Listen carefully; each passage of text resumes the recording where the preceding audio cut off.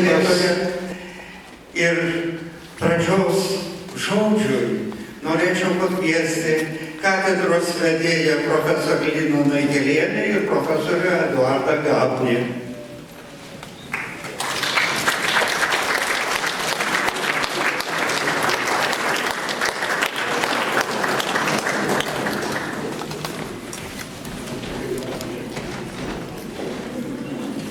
Labas vakaras, gerbiamos ponios ir ponai.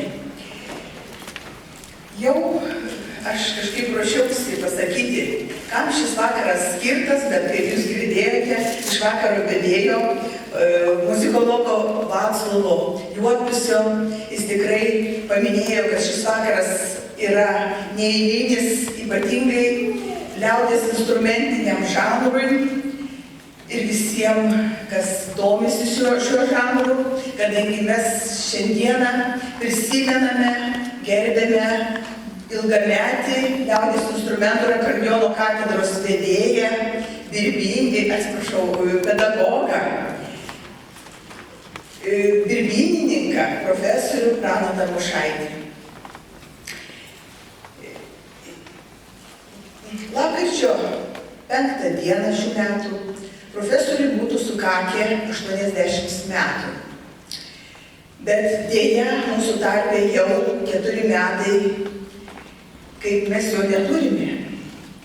Bet labai džiugu, kad šiandieną, jau šį vakarą, yra išėjusi, parengta monografija apie šio mūsų žymaus muziko, birbynininko veiklą ir kūrybą.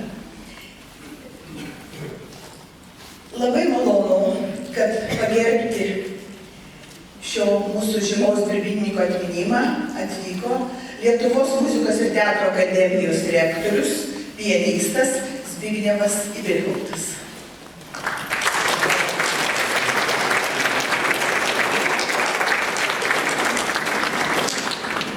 Rektorius yra tik nuo šių metų, pradžios mokslo metų, mes dar nelabai subendravę, bet labai malonu, kad šį vakarą su mumis.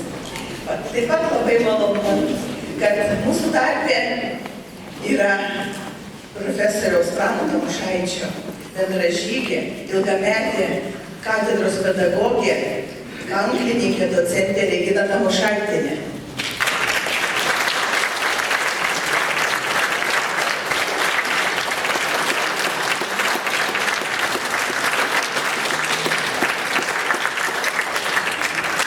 Taip pat matau profesoriaus mokinių, taip pat kolegų, draugų.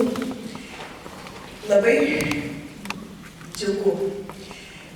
Dabar gal žodį aš perduosiu savo kolegai rektoriui, eks-rektoriui Eduardui Gabniui. Katedros vedėja labai jaudinasi, mes turbūt visi gerokai susijaudinę. Bet kada scenoje ansamblis Sutartinė, tai mums tikrai su profesorė Naigelienė yra daug drąsiau, kadangi mes gerą 10 metį esame šitame ansamblyje groję. Ir dabar pasižiūrėjus į šitos gražius jaunus žmonės, matosi net kelios kartus atlikėjų. Sutartinė, žinia, per keletą dešimtmečių išugdė ne vieną atlikėją. O pradžia, tai Prano ir Reginos Tamošaičių. Bet šiandieną, man regis, kad daug pasakot nereikia, bus dar gražių žodžių išsakyta. Mes turime profesionalą muzikologą Vaclovą Juodpusį, kuris sudės visus taškus ant į. Bet man regis svarbiausia, kad mes visi čia kartu susirinkom švęsti gimtadienį. Tas liūdnas dalykas, kad Prano Tamošaičio nėra mūsų tarpe, bet yra draugai, yra studentai, yra bendražygiai, yra Regina Tamošaitė, yra Daiva Tamošaitytė, yra naujausias opusas, dar kvepiantis dažais. Na ir mes visi čia kartu pabūkim, prisiminkim, tegul skamba muziką, tai bus skambinti prisiminimai, pabūkim kartu savo širdėmis su Pranu Tamošaičiu. Aš dar labai pamiršau, ką norėjau pasakyti. Labai norėjau nuoširdžiai padėkoti dukrelei Daidai Tamošaitytei, kuri yra šio renginio pagrindinė organizatorė. Jinai tikrai įdėjo visą savo sielą, kad ir monografija šiandieną būtų jau mūsų rankose. Taip kad nuoširdžiai labai dėkoju jums.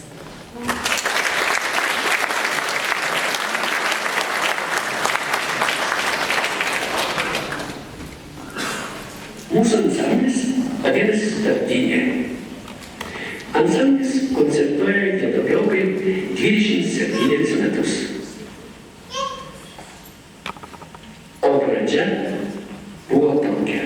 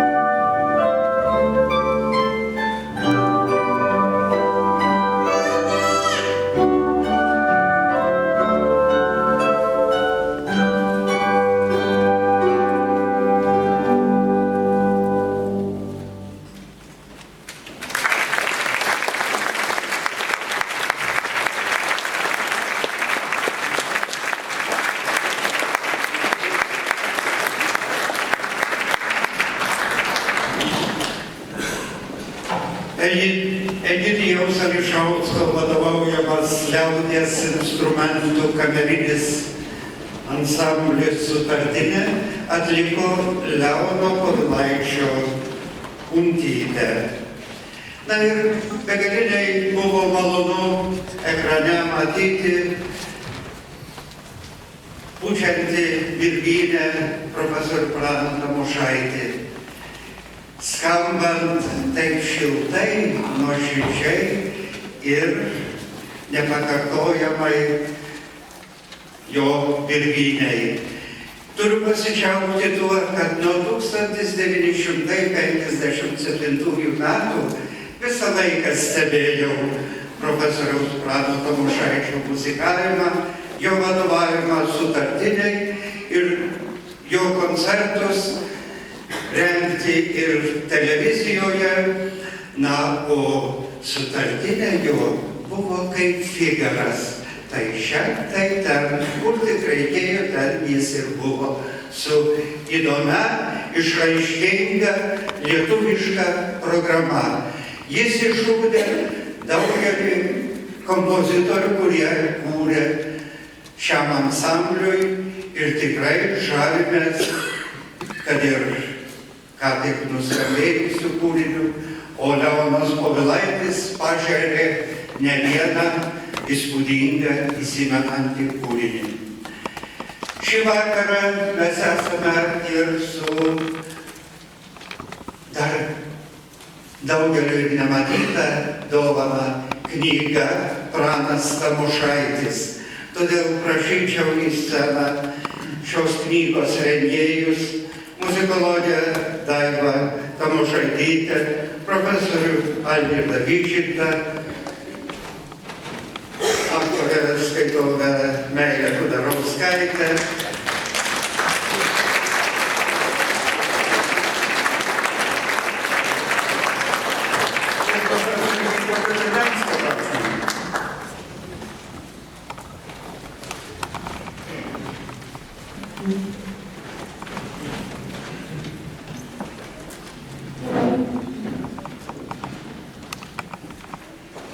turbūt didžiausias krūvis rengiant šią knygą teko ir Daivai Tamošaitytei, ir profesoriui Algirdui Vyčintui.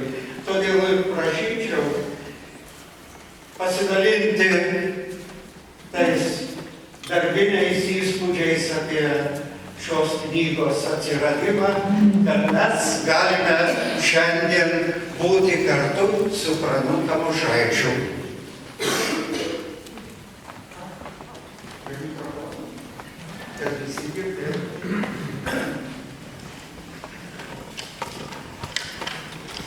Šitą.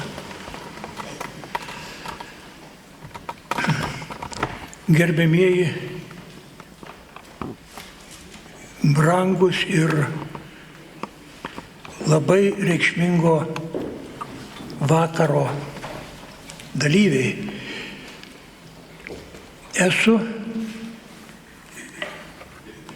Prano Tamošaičio amžininkas, dargi porą metų vyresnis už jį, kuriam praamžis leido ilgiau pabūti šiame pasaulyje. Todėl teko matyti įvairius liaudies instrumentinės muzikos Lietuvoje vingius, tam tikrus ieškojimus ir keliais sakiniais norėčiau kiek plačiau pažiūrėti į šį žanrą arba šio meno rūšį. Būtų neteisinga mąstyti ir manyti, kad birbynė atėjo su Jono Švedo ansambliu, su sovietų valdžia. Birbynė gyvuoja šimtmečius, bet į sceną jį pradėjo kopti XX amžiaus pradžioje sekminių ragelio forma. Lamsdeliai, birbinės, skudučiai, daugybė muzikos instrumentų, kurie buvo pradėti užmiršti. Kai Lietuvą pradėjo užvaldyti armonikos kultūrą, mūsų šviesuomenė suvokė, kad reikia prikelti tuos pamirštamus mūsų instrumentus, kad nevalia mums nusisukti nuo jų, o atvesti arčiau prie mūsų žmonių, prie Lietuvos gyventojų. Todėl, kad tuo metu susidūrė dvi labai galingos kultūros. Iš vienos pusės jau minėta atneštinė kultūra, kurios priešakyje, sakyčiau, pradėjo eiti armonika, šalia daug metų buvusios smuiko ir kitų muzikos instrumentų. Iš kitos pusės pradėta prikelti lietuvių tautinę kultūrą ir ją puoselėti. Turiu omenyje ir senuosius mūsų muzikologus, turiu omenyje ir Adolfą Sabaliauską, mūsų žymųjį folklorininką, Stasį Paliulį, Jadvygą Čiurlionytę, Zenoną Slaviūną, kurie rinko, užrašinėjo, šifravo ir dėjo knygą po knygos. Atėjo laikas praktiškai pademonstruoti tos instrumentus. Čia atsirado patys reikšmingiausi žmonės – Stasys Paliulis, Lupeika, Andrulis, daugybė mokytojų dirbusių pedagogo darbą, studentijos, įvairios inteligentijos. Tarp jų ir Jonas Švedas, pradėjęs vadovauti valstybiniam dainų ir šokių ansambliui, šiandieniniai Lietuvai. Kasgi inspiravo šitą darbą? Švedas buvo Juozo Žilevičiaus ugdytinis. Švedas gerai išmanė, gerai suvokė ir gerai dvasiškai pajuto senojo Lietuvos kaimo likimą. Ir todėl, suprasdamas ir būdamas gerai pasikaustęs Juozo Žilevičiaus dvasia, ėmėsi šito darbo. Ir turiu pasakyti, kad apskritai tarybų valdžia steigė Jono Švedo vadovaujamą ansamblį, o du konkretūs žmonės, du artimi bičiuliai. Inspiravo jį ne kas kitas, o žymus Lietuvos kultūros veikėjas, net nesakau, kad tarybų Lietuvos, tai jau vėlesni laikai, o tuo metu buvęs ir mokytojas, ir pedagogas, ir rašytojas Juozapas Banaitis. Jie buvo draugai, išleidę muzikos vadovėlius, dirbę labai kildų darbą ir pasakė Juozas Jonui, savo bičiuliui Švedui: imkis, Jonai, tu iš šitą dalyką išmanai ir tau priklausytų. Atėjo laikas, kada reikia parodyti mūsų tuos instrumentus, mūsų dainas, šokius scenoje. Čia ir buvo tas, kas reikia paminėti. Toliau Jonas Švedas, jo idėja, begalinis atsidavimas, begalybė kantrybė, iki sveikatos netekimo, didžiulė diplomatija, visais būdais puoselėti tikrąjį mūsų tautinį meną. Juk pirmasis ansamblio pasirodymas tais 41 metais buvo ne kas kita kaip folkloro išraiška. grinojo folkloro išraiška. Gal tik viena daina buvo kaip prievaiša, kaip būtinybė padainuoti tarybinę dainą. Kepurę uždėti pradžioje. O toliau viskas folkloriška, viskas autentiška. Ir Jonas Švedas visą gyvenimą siekė šito autentiškumo.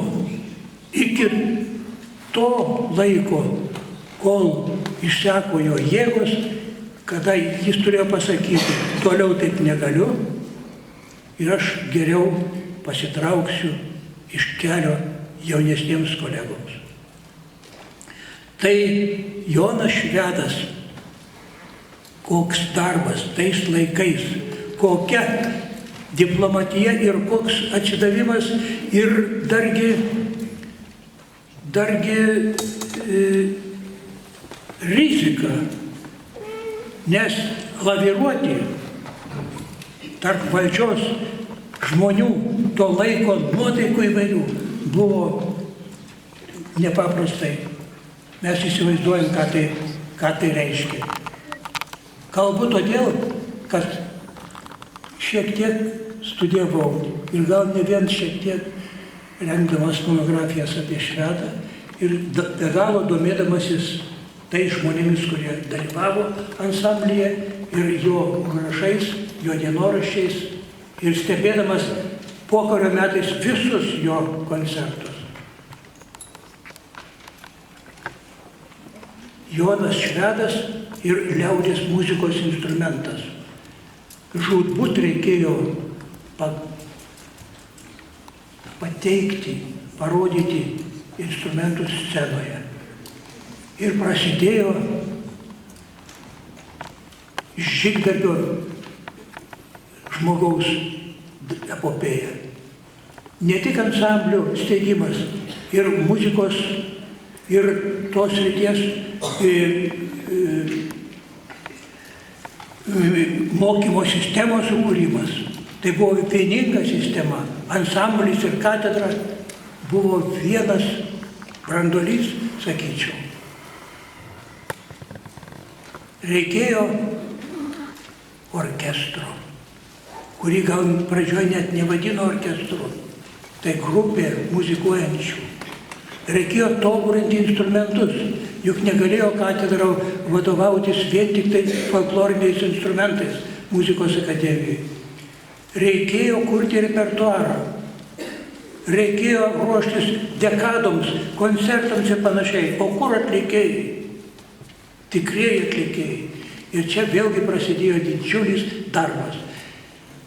Ir čia pasirodė Pranas Tamošaitis.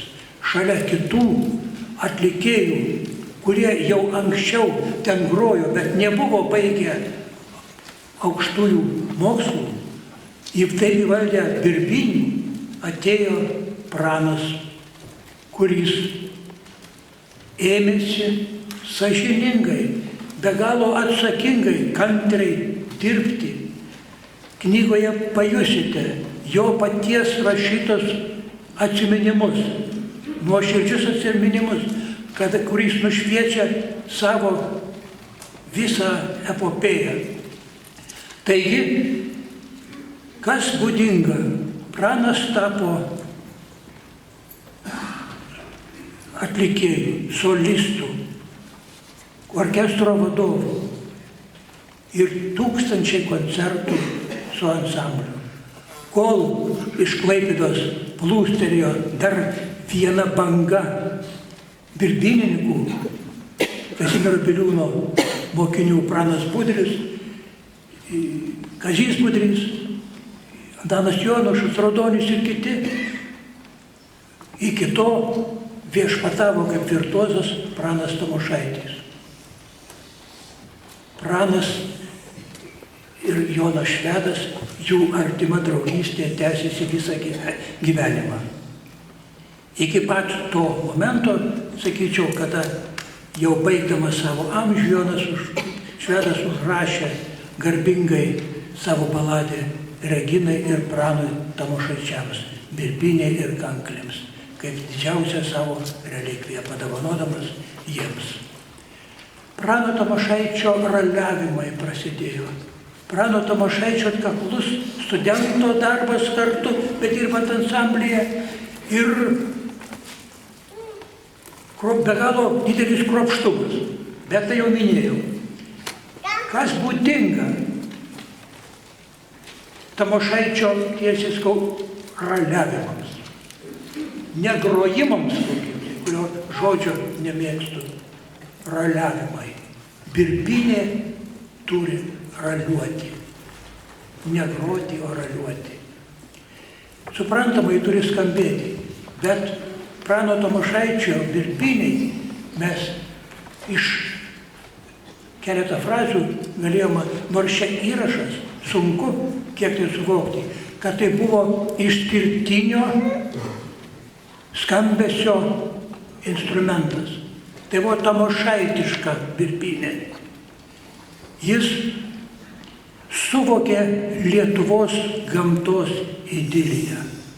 Jis suvokė pačius brangiausius birbynės tembrinius dalykus, tembrinės savybės.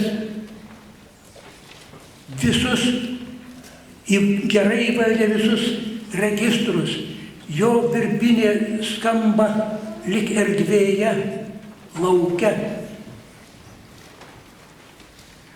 Ji truputį lyg ir rūstesnė, artimesnė autentiškai birbynei. Ir kiekvienas jo atliekamas kūrinys visada susilaukdavo ypatingo dėmesio. Peršokdamas savo mintis, nes laikas brangus, einu prie to, kad pirmasis žmogus išvedęs birbynę į pasaulį. Ir tada buvo birbynininkų jau baigusių akademiją, porą laidų, keletas jų. Bet Tamošaitis buvo pirmasis, kuris parodė pasauliui tą tikrąjį birbynės grožį. Ir buvo pripažintas pasaulinio festivalio konkurse Maskvoje, kuriame beje ir man su Budrium teko būti ne tam ansamblyje, bet kartu su universitetu dalyvauti irgi tuo pat metu visasanginėse konkursuose, tarkininkaujant universiteto dainų šokių ansambliui. Tai konkursas, kurį sudarė 6 kanklės ir 1 birbynė, Lietuvos dainorėlis Virgilijus Noreika, mes sakytume, kad tai buvo amžiaus momentas ir amžiaus atradimas. Taigi, atvežtas į Lietuvą auksas, aukso medalis, aukščiausias įvertinimas. Ir atskirai Tamošaičio, ir atskirai Virgilijos Noreikos. Tai čia ir prasidėjo didžioji, tiesiog plačioji kelionė po pasaulį, pripažinimas ir Prano Tamošaičio apskritai viešpatavimas liaudies muzikoje. Mane nori stabdyti, taip? Tai aš. O apie knygą aš keliais sakiniais. Inicijuota yra gerbiamos Prano Tamošaičio šeimos. Didžiausias krūvis rengiant knygą teko vis dėlto Daivai Tamošaitytei. Man teko įvadas, darbas nebuvo lengvas. Jūs paskaitysite, dabar nėra ko man nei aiškintis, nei ką jūsų teismas pasakys. Galbūt mes ne visur buvom teisūs, galbūt viską kai kur pasakėm, bet stengiamės. Dirbom ir kantriai, ir net pasidiskutuodami, pasiginčydami, sakyčiau tiesiai, ne visada sutapo mūsų nuomonės vieno ar kito klausimu. kalbant apie Prano Tamošaičio asmenį, tą epochą, tą laiką, bet viskas knygoje atsispindi. Aš baigiu ir norėčiau išreikšti tokį viltį, kad ir, kaip čia pasakius, Prano Tamošaičio asmenybė turėtų būti nagrinėjama ir toliau. Knyga tai yra pradai. Skaitykite šitą knygą su pieštuku rankose. Parašykite savo nuomonę kažkur toje pačioj knygoje. Gal bus konferencijų, bus aptarimų. Asmenybė negali nueiti su jubiliejum. Jauskime Tamošaitį kasdienybėje, jauskime šventėse ir visuomet galvokime apie tai, ką jis davė Lietuvai, ką jis brangaus paliko. Ačiū.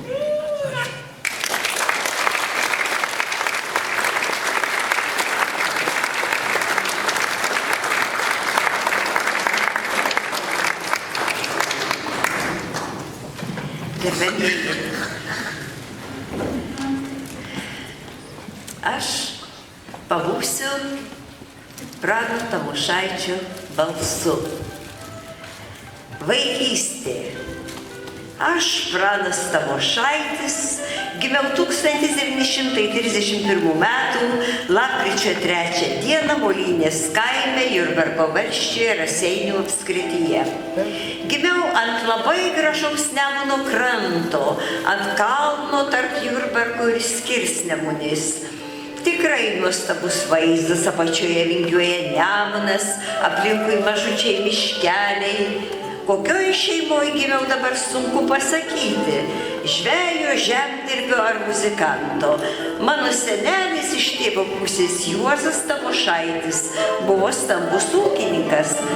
Turėjo apie 50 hektarų labai geros žemės. Gyveno Geišų kaime netoli Molynės kaimo. Buvo labai tvarkingas ir pažangus ūkininkas, mokėjo skaityti, rašyti, jį domino žemės ūkio technika.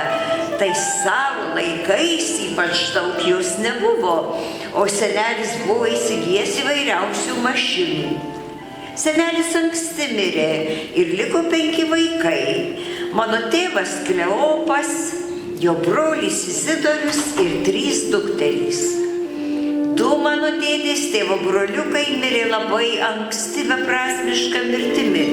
Vienam buvo 5 metukai, kitam 7. Mano seneliai išvažiavo į Jurbarką į turgų, o tuodu vaikučiai, likę be vyresniųjų, priemenėje rado druskos maišą. Na ir ragavo tą druską. Pasirodo, kai valgai druską, jinai iš karto sūri, paskui saldi pasidaro. Tie vaikučiai tiek prisivalgė tos druskos, kad grįžę iš turgaus mano seneliai, nors ir nuvežė pas gydytojus, jau nebegalėjo jų išgelbėti. Taigi mano tėvukas yra iš žemdirbio šeimos, bet jis iš pat jaunystės labai mėgo muziką ir šitas žemdirbio amatas jo netraukė. Senelis prieš mirtį visiems 5 vaikams padalino po 10 hektarų, jam anksti mirus tėvelis tą žemę pardavė ir paskui nusipirko akordeoną.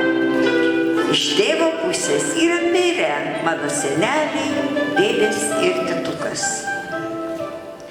Iš motinos pusės proseneliai yra tikri žvejai.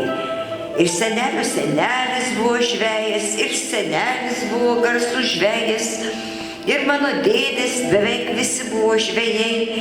Ir dabar dar vienas iš mano pusbrolių yra vienintelis žvejų artelės Jurbarke pirmininkas, profesionalas.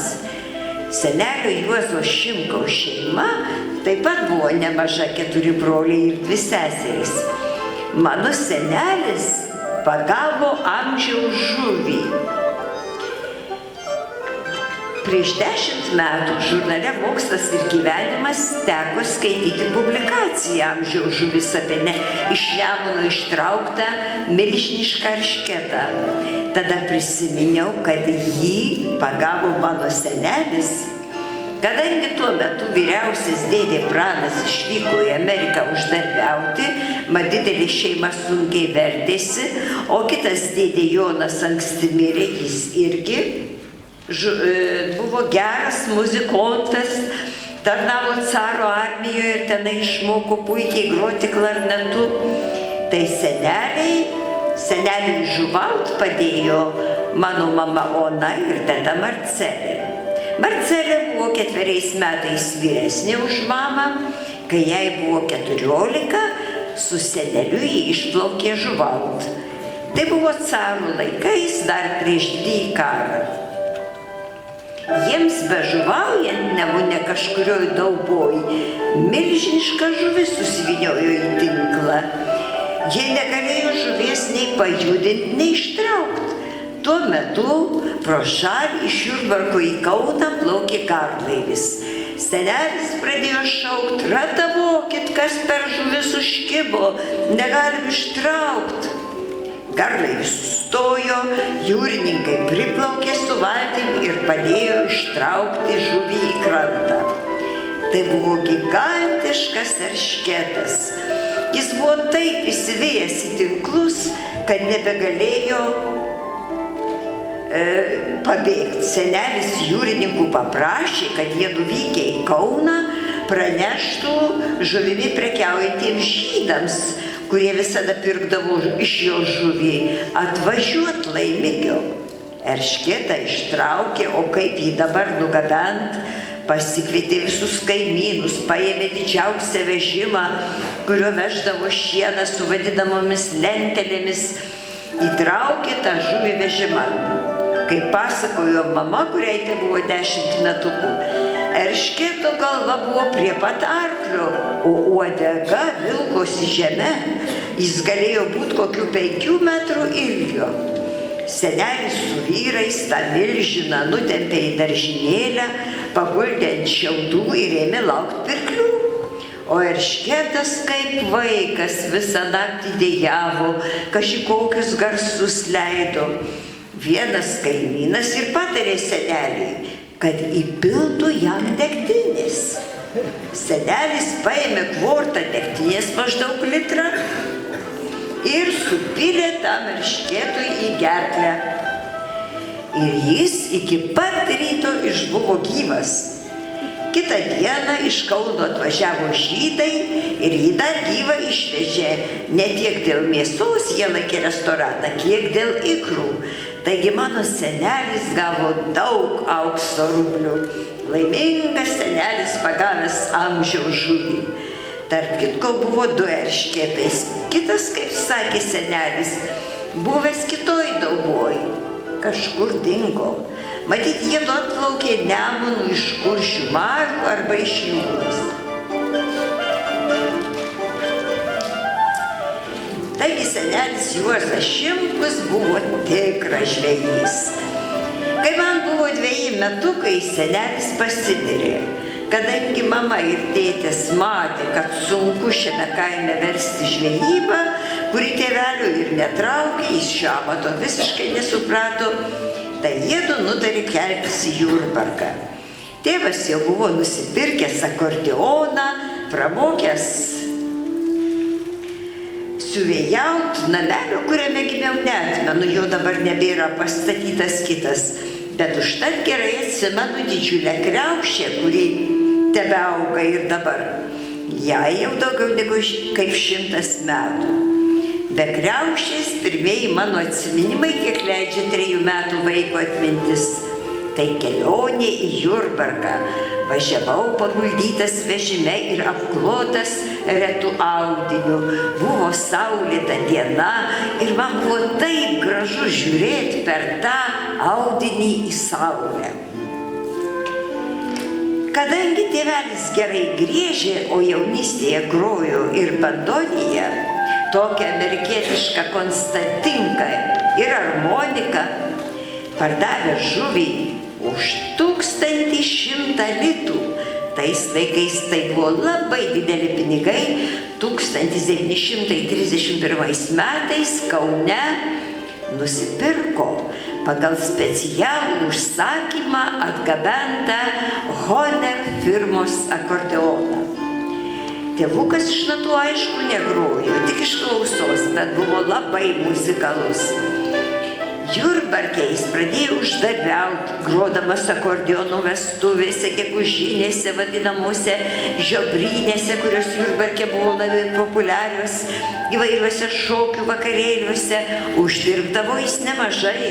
Tuo pat metu jausdamas, kad iš atsitiktinio uždarbio šeimą išlaikyti bus sunku, jis dar mokėsi siuvėjo amato pas labai gerą Jurbarko siuvėją, tokį Kazakauską. Išmoko labai gerai siūt. Ir prieš pat rusams ateinant jau buvo įsteigęs savo siuvyklą, tačiau užėjus rusams siuvyklos teko atsisakyti. Jurbarke lankiau katalikų vaikų darželį, mokiausi eilėraščių, kaip ir visi maži vaikai, dalyvavau programėlėse, viską prižiūrėjo vienuolės ir kunigai, darželis buvo labai geras. Mama niekur nedirbo, o tėvas siuvo pas Kazakauską. Visa mano vaikystė prabėgo prie Nemuno, mirkdavau jame nuo ryto iki vakaro. Su meškeryte rankose gaudydavau žuvytės, pagaudavau tai didesnę, tai mažesnę, kaip pasisekdavo. Kadangi pinigų daug nebūdavo, o ledų labai norėdavosi, tai su pusbroliu Kazimieru, kuris buvo už mane 2 metais vyresnis ir gudresnis, šeštadieniais per šabą eidavom pas žydus kurt primusų. Jie per šabą negalėdavo jokio darbo dirbti, o mums už primuso užkūrimą duodavo po 10 centų. Taigi išmokome gerai kurti primusus ir nusipirkdavom ledų. O tų vis trūkdavo, todėl tiems patiems žydams sugalvojom pardavinėti krienus. Prisikasdavom krienų, surišdavom juos į ryšulėlius ir gaudavom po 25 centus už kiekvieną.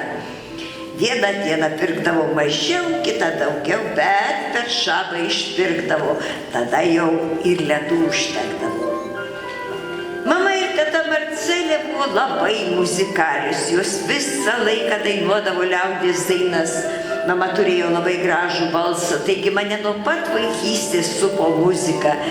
Tėvas pramoko skaityti natas, o kai jis mokydavosi naujus kūrinius, aš net ir traukdavau nei akių, nei ausų nuo jo akordeono. Taip man būdavo gražu. Bet manęs prie instrumento neprileisdavo, nes buvo jis labai brangus.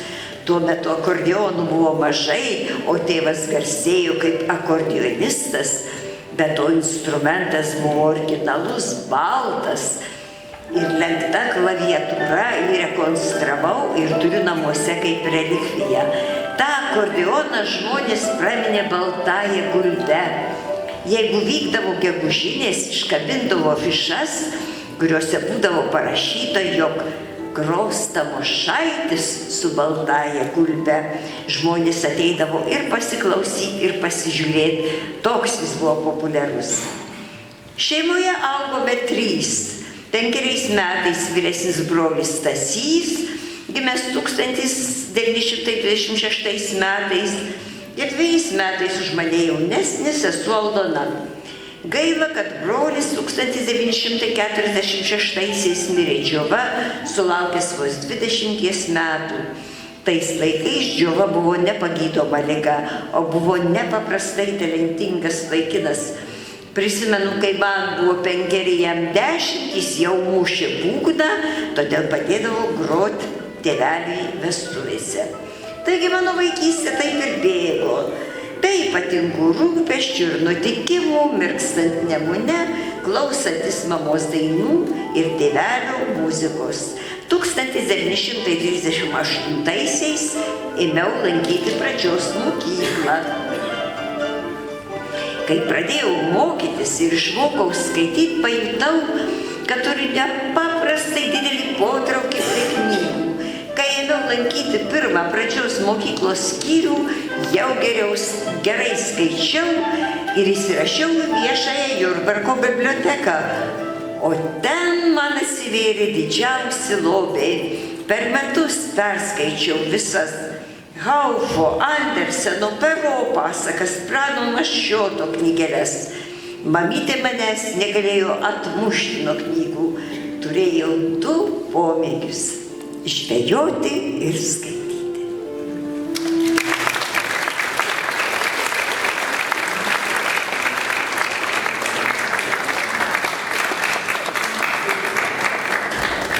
Nesu savęs nelaikau sklerozniku, bet jau sakiau, atėjau į sceną, kai baigsiu kalbą, kad tik nepamirščiau atlikti vieno labai svarbaus veiksmą. Aš noriu paprasčiausiai tą ir padaryti.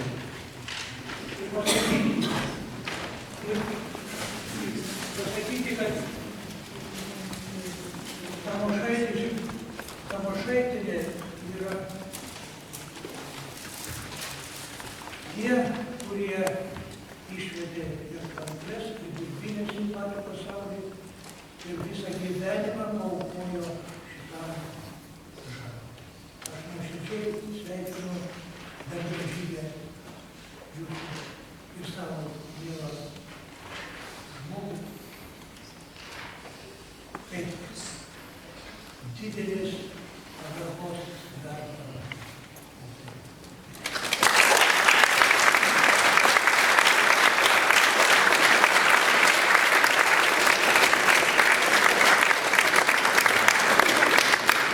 O dabar prie mikrofono kvieščiau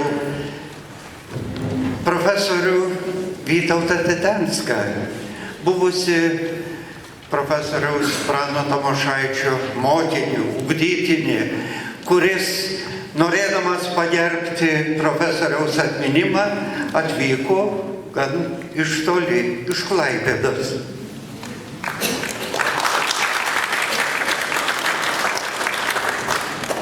Labas vakaras, gerbiamoji publika. 300 km, gerbiamas Vaclovai, tai čia ne kelias. Čia nieko nereiškia atvažiuoti 300 km, jo labiau dėl tokio žmogaus. Iš tikrųjų, aš esu tas žmogus, kuriam teko garbė studijuoti pas maestro Praną Tamošaitį. Aš ir atsiminimuose šituose parašiau, pirmą kartą aš jį sutikau, dar besimokydamas Vilniaus Tallat Kelpšos aukštesniojoje muzikos mokykloje. Tada jis buvo pakviestas dėstyti ansamblio klasę. Mes pamatėm direktoriaus pavaduotojo skelbimą, kad kviečiami užeiti pas pavaduotoją, įsigandom. Tame tarpe buvo ir mano kolega, kurio irgi dėja jau dabar nėra, draugas kurso, Antanas Volskus, ir dar vienas Antanas, ir toks Vidmantas. Pasirodo, kad pavaduotojas mus kvietė dėl to, kad Pranas Tamošaitis buvo pakviestas dėstyti ansamblio klasę ir reikėjo susitarti dėl laiko. Tai mūsų įsgaštis praėjo labai greitai. Bet reikia pasakyti, kad Tamošaitis atėjęs dėstyti ansamblio klasę nedavė mums kažkokiu tai polkučių groti, bet iš karto atnešė kažkokį kvartetą, aš dabar neatsimenu, tai buvo klarnetų kvartetas, liepė nusitransponuoti ir groti Birbynėm. Tada mes nelabai supratom, ką tai reiškia transponavimas, bet kažkaip tai pasidarėm, kad galėjom groti. Po to 70 metais aš baigiau Juozo Tallat Kelpšos aukštesnėje muzikos mokyklą ir mes susitikom Kalnų parke dainų šventės metu. Jis priėjo prie manęs ir sako, tu esi paskirtas pas mane mokytis Birbynę. O Smolskus buvo paskirtas pas Povilą Samuitį, kadangi Tallat Kelpšui jisai mokės pas Samuitį. Aišku, aš apsidžiaugiau, bet ir tuo pačiu ir įsigandau, nes žinojau, kas yra Tamošaitis, nors jo dar nepažinau, tiek buvau girdėjęs per radiją jo grojimą. Tai mūsų keliai susitiko 70 metais iš tikrųjų, aš tapau jo studentu ir nuo pat pirmo kurso, nuo pat pirmos dienos tapau to paties ansambliu, kuris šiandien gražiai pradėjo mūsų vakarą artistų. Tada dar toks iš manęs artistas buvau, bet taip jau buvau. Ir Tamošaitis, man labai gaila, aš visada sakiau ir sakysiu, per anksti padėjo Birbynę į šalį, kaip ir, sakau, Pranas Budris per anksti padėjo Birbynę. Vis dėlto jie buvo puikūs birbynininkai ir galėjo dar ilgai groti. Tada Tamošaičiui buvo dar tik 39 metai. Jis galėjo dar ilgai soliuoti, bet taip jis nusprendė, kad tegu studentai groja, jisai vadovavo. Jis mane įpareigojo būti sutartinės ir metraštininku ir visus tos 5 metus aš turėjau užrašyti koncertų programas, kurie vyko, ką mes grojom. Viską šitą aš esu surašęs ir palikęs 126 auditorijai. Spintoje, nežinau, ar ten kas nors paėmė, rado ar nerado, bet tai buvo, kur jie dingo, nežinau. O gal ir yra. Reikia pasakyti, kad Tamošaitis kaip pedagogas buvo gana griežtas. Bet už auditorijos ribų jis buvo labai atjaučiantis, suprantantis studentus. Kadangi grojau sutartinė, teko daug keliauti. Tais laikais mes važiavom visą Sovietų sąjungą, būdavo madingos tos kultūros dienos visur ir taip toliau. Visur būdavo baliai. Po koncertų baliai buvo studentam labai geras dalykas, mes mėgdavom pavuliavoti, paišdikauti. Tamošaitis šitą mums leisdavo, nieko nesakydavo, bet atėjus į auditoriją, sakė, šiandieną turėjai pagroti, kas priklausė, niekur čia nedingsi. Būdavo prakaitas bėga, bet turi groti. Be to, aš Tamošaitį prisimenu ir baigęs konservatoriją. Baigęs konservatoriją, aš iš karto išvykau į Klaipėdą. Dar jis mane porą kartų buvo pakvietęs su sutartinė išvykti į užsienį, į Norvegiją berods, dar kažkur tai. Bet šiaip nenutrūko mūsų ryšiai ir toliau. Mes toliau jau susitikdavom kaip dainų šventės dirigentai. Jis man buvo kaip vyresnis draugas, kaip mokytojas ir diriguojant dainų šventėse visą laiką patardavo, todėl kad jis jau buvo senas vilkas dainų švenčių kaip dirigentas. Be to dar noriu pasakyti, kad Tamošaitis mane ir apžemėjo. Jis buvo mano vestuvėse Piršliu. Taip, kad jam irgi esu labai dėkingas. Jis galėjo ilgiau pabūti, žinoma, kaime vestuvės ilgai būna, bet jis turėjo kažkur tai išvykti ir docentė Tamošaitė liepė jam važiuoti. Sako, duok man pėdo, aš atsigersiu, sako, šią dieną aš turiu išvažiuoti. Sako, maestro, pabūkit dar nors vieną dieną, mes turim laiko, bet dėja reikėjo jam išvažiuoti ir jisai išvažiavo. Šiaip aš visą laiką prisiminsiu Tamošaitę kaip gerą, nuoširdų žmogų. Jis sakydavo, jis mane labai gražiai vadindavo ir aš baigęs konservatoriją visą laiką tokį vardą nešiau, jis mane vadindavo Vytuku. Vytuku, jeigu tu norėsi, aš tave padarysiu solistu. Ir reikia pasakyti, kad kažkas tai iš jo pasakymų išėjo. Žinoma, reikėjo dirbti, bet jis ir spaudė dirbti. Ir jeigu tu nori, aš būsiu solistu. Aš šito norėjau, aš šitą dariau ir man atrodo, kad aš jam gėdos nepadariau. Taigi aš visada jį prisiminsiu geruoju žodžiu. Ir labai ačiū visiems, matau pilną salę, kad susirinko šitą žmogų pagerbti. Ačiū visiems.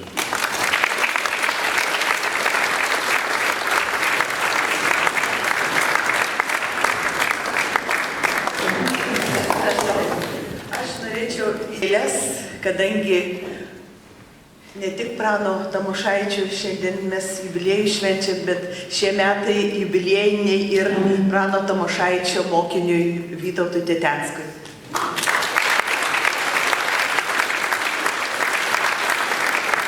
Dar vieną sakinį. Kaip Pranas Tamošaitis šventė 70-metį, lygiai tą pačią dieną aš švenčiau savo 50-metį. Dabar 10 metų pridėkit ir žinosit, koks mano jubiliejus. Ačiū.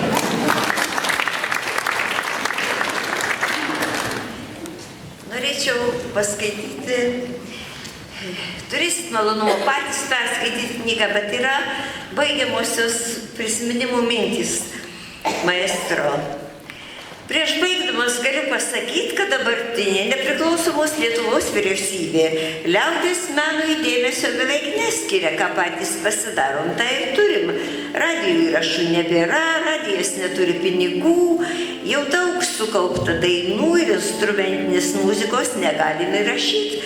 Televizijoje negalim koncertuoti, nes nėra pinigų, bet ansamblis gyvuoja, dirba, koncertuoja. Muzikų rėmimo fondas organizuoja labdaros koncertus vaikų ir senelių namuose.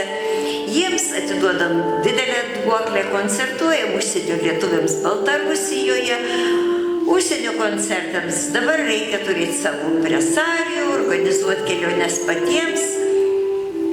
Nors sunku, dirbu. Ne vienas kolektyvas negali pasigirti turys tiek radijo ir televizijos įrašų. Jų bus arti 1000.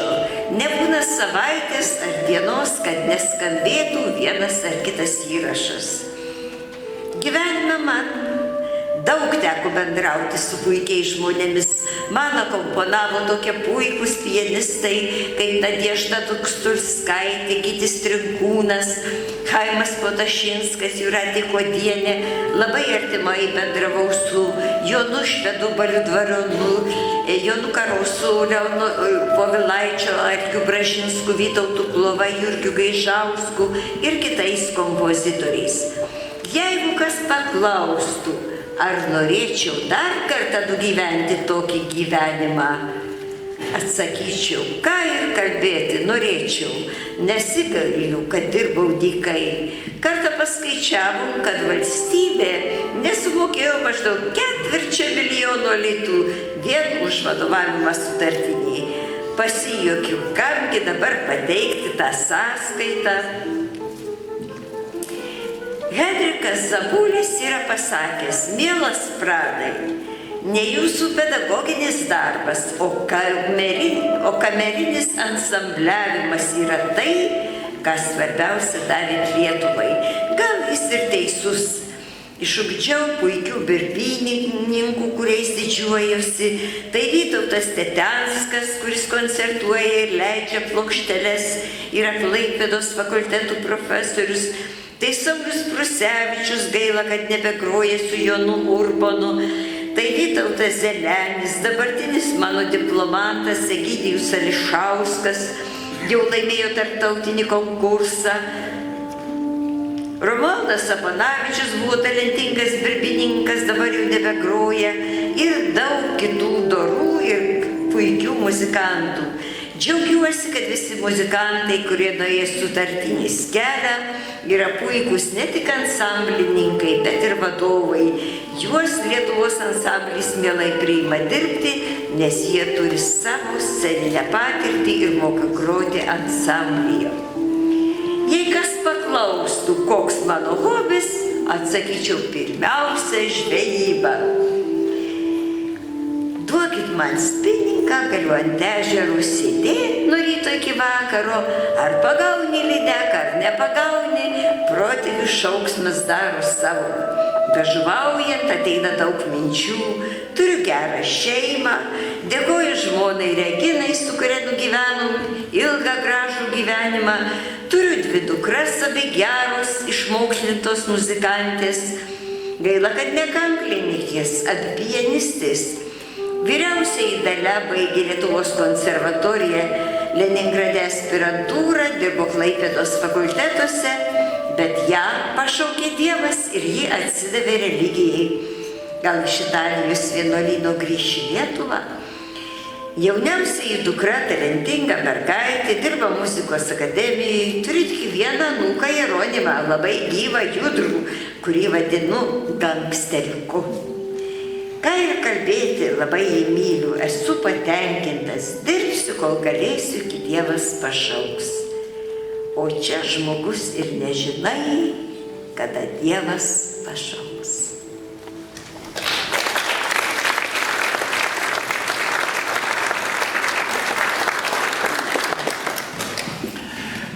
Visada malonu, kad vaikai neleidžia užmiršti to, ką yra padarę tėvai. Šią prasme galime tik dėkoti muzikologijai Daivai Tamošaitytei, kuri rūpinosi ir knygos Pranas Tamošaitis išleidimu, ruošimu spaudai, na ir rengiant šį vakarą. Žodis Daivai Tamošaitytei.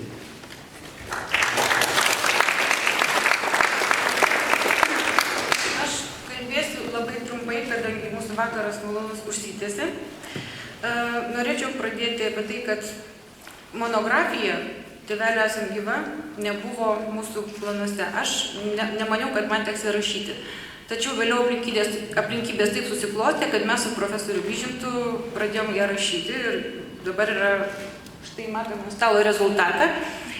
Norėčiau paprašyti visų, kurie šiandien knygą įsigijo, neliesti iliustracijų rankomis, nes jinai dar karšta, kad neišsiteptų. Taip, čia labai svarbu. Na ir jeigu ne profesorius Vyšintas, tai turbūt ta knyga iki šiol būtų tik tai projektas. Dėl to aš jam labai dėkoju, profesoriui. Taip. Na, dar porą sakinių. Rengiant monografiją, atsiskleidė man visiškai kita tėvelio gyvenimo pusė, kurios aš nežinojau. Pirmiausia, paaiškėjo, kad jisai didžiulis darbštuolis, dirba ir dirba. Tarkim, sklaidydama archyvinę medžiagą, aš pamačiau, kad tą dieną, kai aš gimiau, tėvelis sugebėjo suaranžuoti 2 Tallat Kelpšos dainas.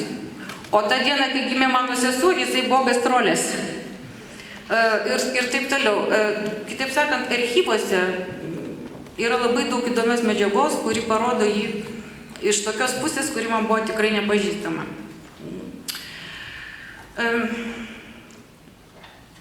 Toliau, norėjau pasakyti, kad man kaip dukrai ir mokslininkai nebuvo problemų, kadangi tėvo portrete aš žinoma atskleidžiau tokią intimesnę, asmeniškesnę savo santykio pusę su Pranu Tamošaičiu, o studijoje ir prieduose moksliniuose žinoma jau yra visai kitas požiūris, objektyvesnis požiūrio kampas išdėstytas. Ir dabar pasakysiu kodėl. Todėl, kad keista, bet tėvelio tas solinės karjeros apogėjus sutapo su mano mažametystė. Ir aš faktiškai negirdėjau jo atliekant gyvai Birbynę, nes jis repetuodavo daugiausia konservatorijoje, gastrolėse visą laiką būdavo, mes jį mažai matydavom.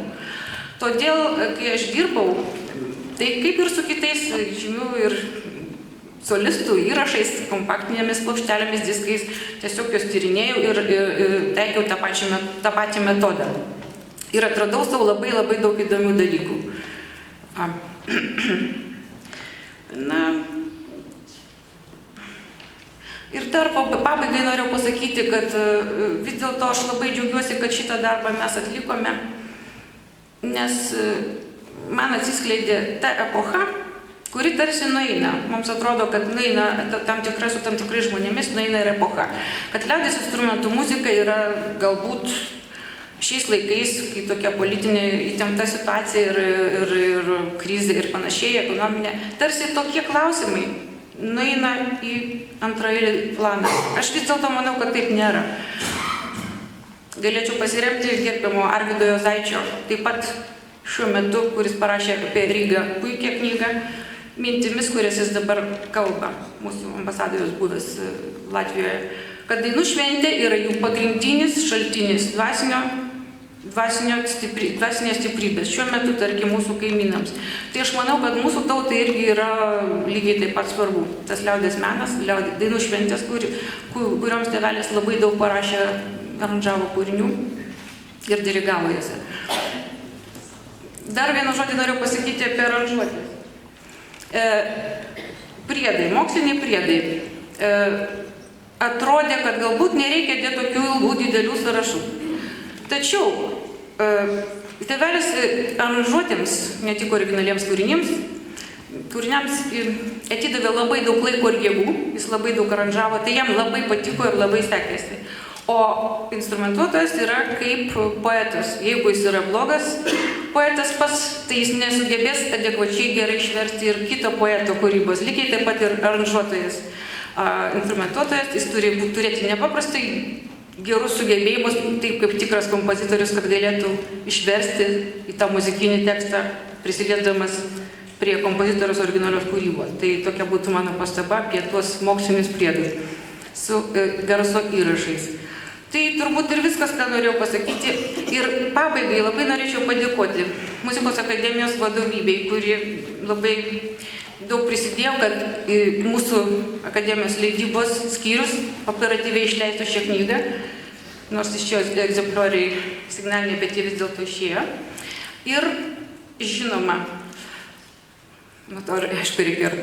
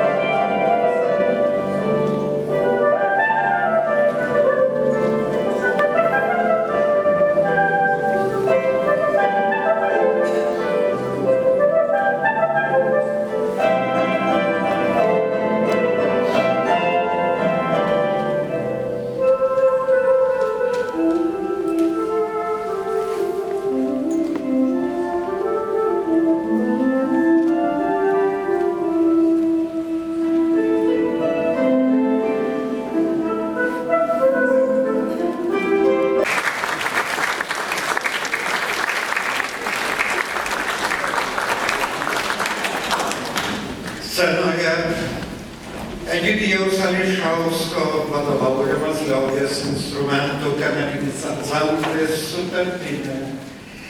Girdėsime Juozo Tallat Kelpšos dainą Vienam darže ir Balio Dvariono Oi užpiloti tvartelius. Justino Marcinkevičiaus eilės. Solistė Vida Taurinskaitė Rukšienė.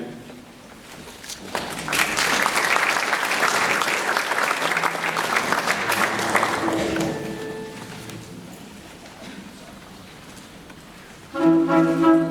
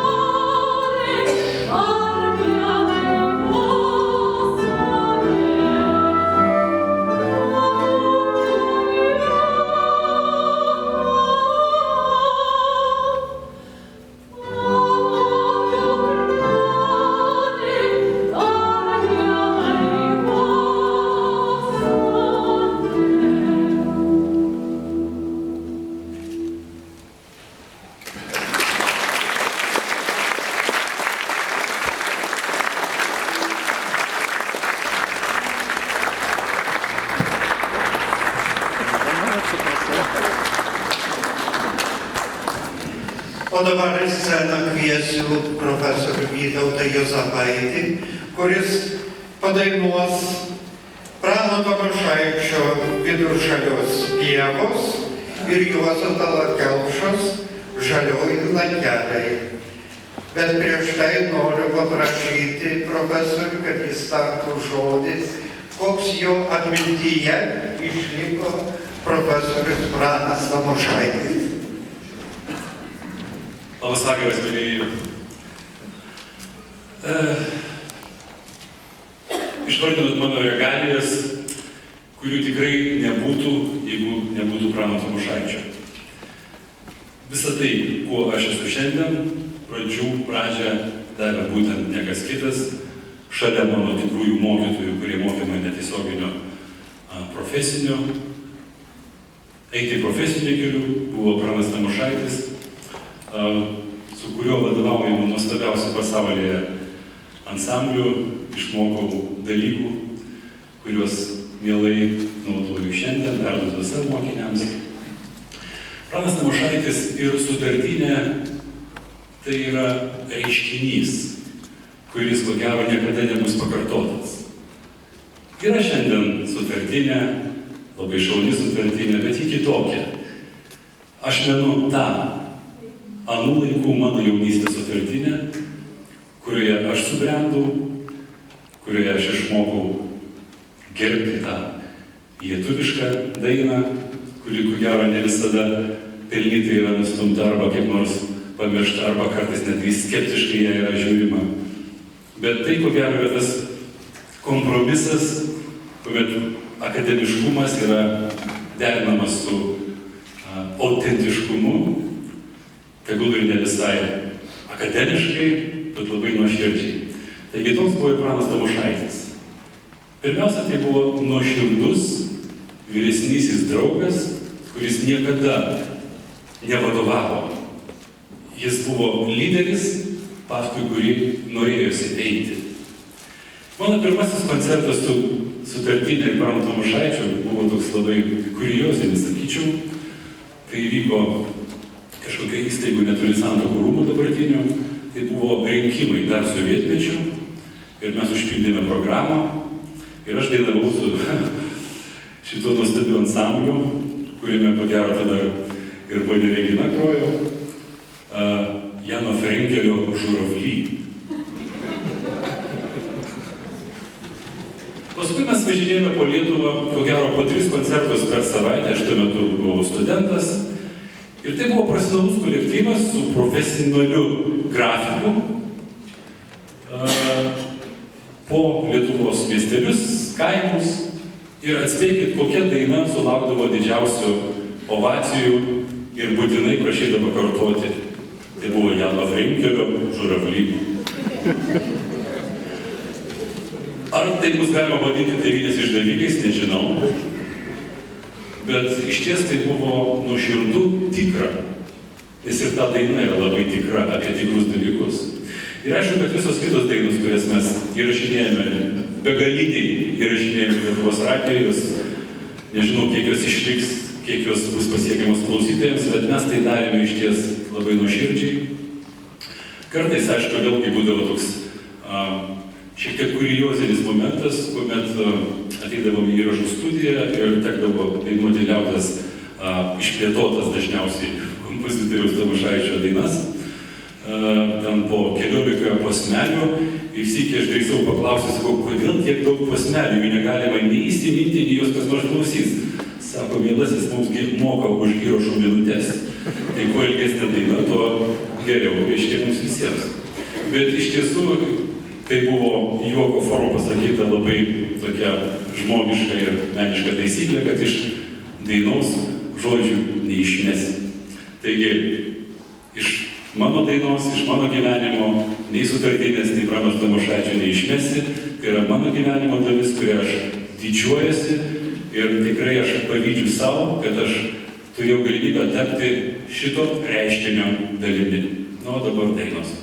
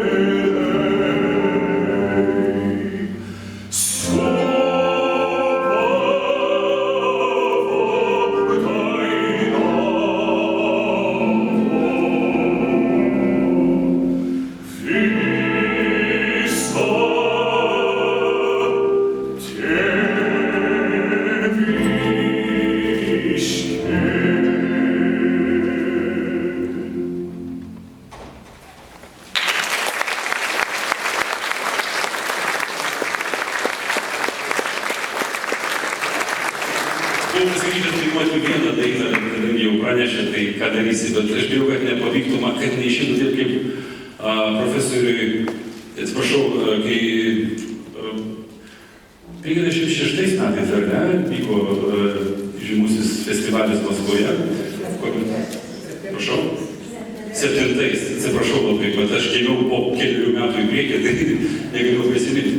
Vienas žymus lietuvių dainininkas dainavo tą dainą tame festivalyje ir, na, atsitinka kartais, pakiša koją kokias nors aplinkybės ir jis pamiršo žodžius ir jis dainavo tą visą dainą. Žaliai lankeliai, žaliai lankeliai, žaliai lankeliai, žaliai lankoj, žaliai lankeliai, žaliai ir taip toliau.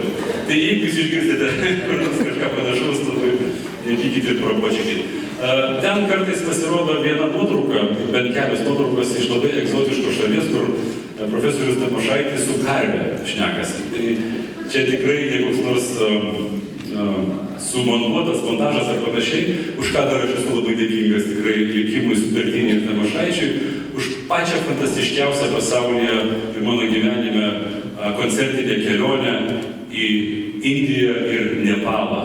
Jūs galite įsivaizduoti, Nepale ir Indijoje klausėsi Sutartinės raliavimo ir kankliavimo.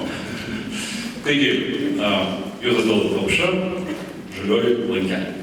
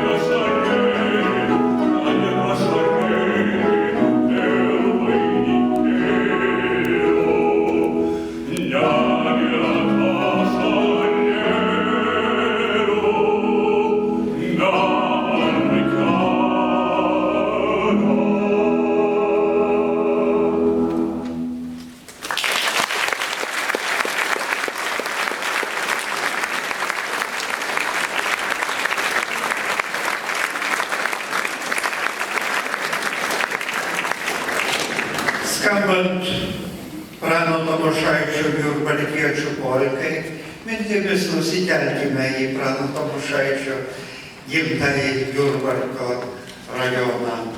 Groja Sutartinė.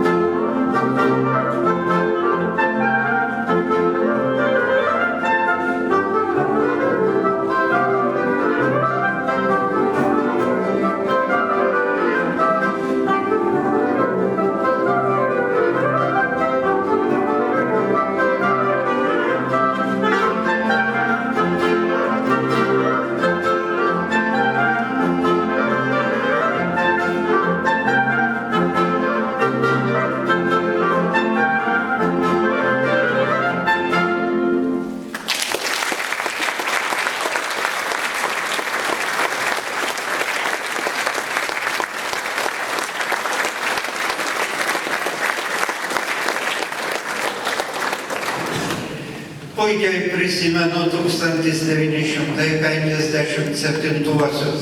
Čia jau varšiau tuometinės konservatorijos duris, kai iš Maskvos grįžo laimėję auksą Prano Tamošaičio vadovaujama liaudies instrumentų kamerinė grupė ir Virgilijus Noreika, solistas. Tai buvo didžiulis dvasinis pakilimas. Visi jautėmės, kad kažkur esame pakilėti.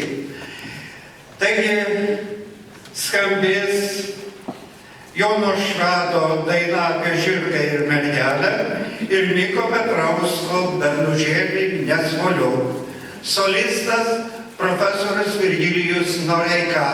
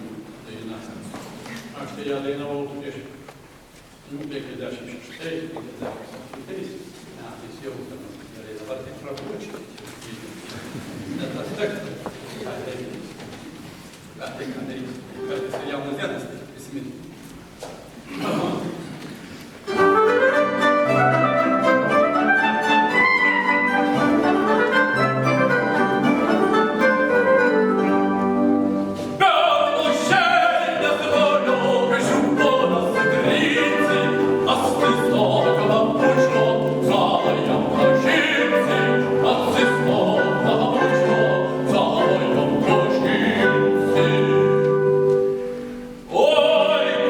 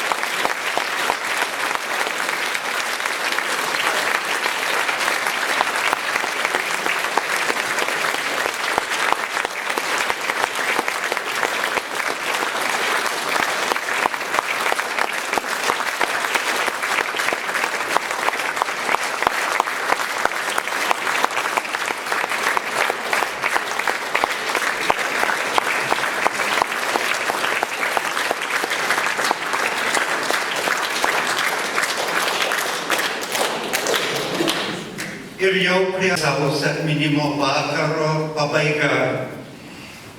Pabaigai skambės Prano Tamošaičio Saulutė nusileido. Dainuos Vida Taurinskaitė Rukšienė ir profesoriai Virgilijus Noreika ir Vytautas Juozapaitis.